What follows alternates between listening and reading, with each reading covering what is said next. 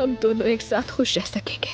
ऐसा मत कहो ज़मरुद, ऐसा मत कहो। हम दोनों बहुत खुश थे। अगर ये ना होता तो हमारी खुशियों का दौर खत्म हो गया है तान। जब भी हमें लगा कि एक साथ खुश रहेंगे तभी कोई सानिया हो जाता है। मगर क्या हमने वो सारे हाथ इकट्ठे उबूर नहीं किए थे? क्या हम मौत के मुंह से वापस नहीं आए थे? क्या तुम इतनी आसानी से हार जाओगी? नहीं मालूम। अच्छा होता अगर हम दोनों दोबारा कभी न मिलते।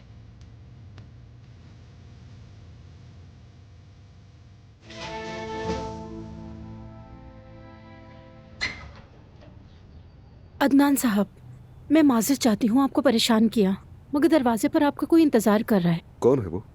उसने नहीं बताया।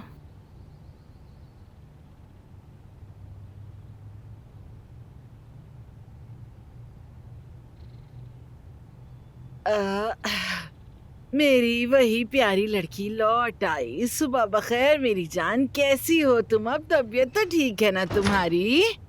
आपा कैसी हैं आप? बेहतर महसूस कर रही हैं? बिल्कुल नहीं,